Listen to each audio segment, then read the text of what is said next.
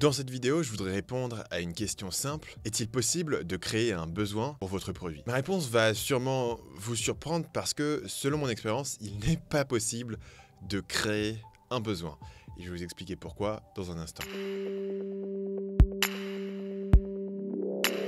Ma position sur ce sujet n'est clairement pas partagée pour tout le monde. Je me souviens en école de commerce avoir eu des cours du type comment créer le besoin avec la publicité. Mais il me semble justement que les seules personnes qui vont vraiment parler de créer le besoin en parlent d'un point de vue très académique et par contraste, les gens qui sont des praticiens, et je pense notamment aux copywriters qui écrivent des pages de vente et qui sont payés à la performance, et je pense aux gens qui vont être des vendeurs et qui sont payés à la commission. Ces gens-là en général ne vous parlent pas de créer le besoin, ils vous parlent d'identifier le besoin. Par exemple, voici une citation de Zig Ziglar qui est une des figures légendaires de la vente aux États-Unis. Chaque vente a 5 obstacles majeurs: pas de besoin, pas d'argent, pas d'urgence, pas de désir, pas de confiance. De façon encore plus claire, un de mes copywriters préférés, Gary Albert, nous dit « Vendez aux gens ce qu'ils veulent acheter ». La question c'est donc, si vous ne pouvez pas créer le besoin, à quoi sert le marketing? À mon sens, le marketing sert à connecter votre produit à un besoin existant chez votre prospect. Ça peut être un besoin physique comme la faim, un besoin psychologique comme l'estime de soi, un besoin social comme l'appartenance à un groupe. Dans tous les cas, l'idée est que les besoins humains fondamentaux n'ont pas changé depuis des milliers d'années. La seule chose qui a changé, c'est les méthodes que nous utilisons pour remplir ces besoins. Prenons par exemple ce que j'appelle le biais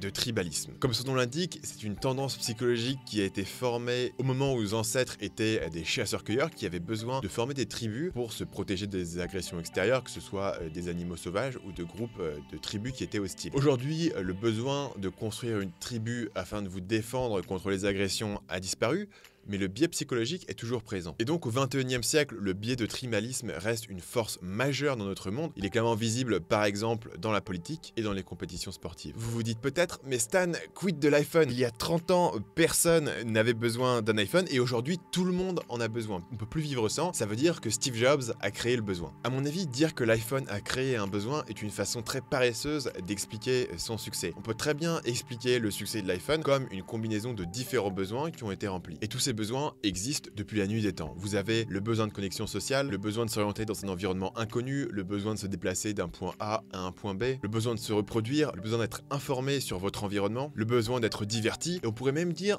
que l'objet en lui-même, l'iPhone en lui-même, remplit des besoins d'estime de soi et d'appartenance à un groupe de par la marque Apple qui est elle-même assez prestigieuse et qui transmet certaines valeurs. Et c'est pour ça que personne n'avait besoin d'un iPhone dans les années 80.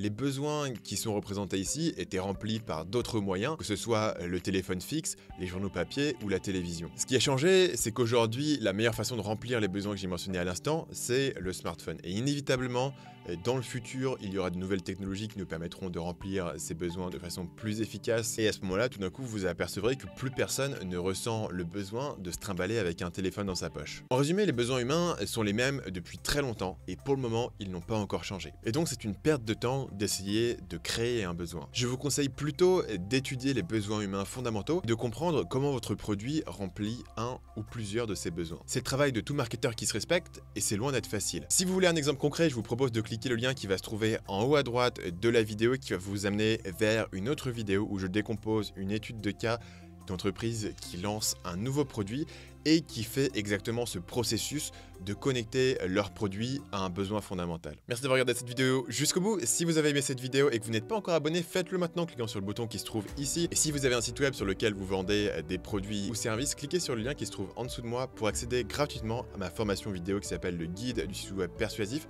qui va vous apprendre comment rendre votre site web plus efficace en termes de vente.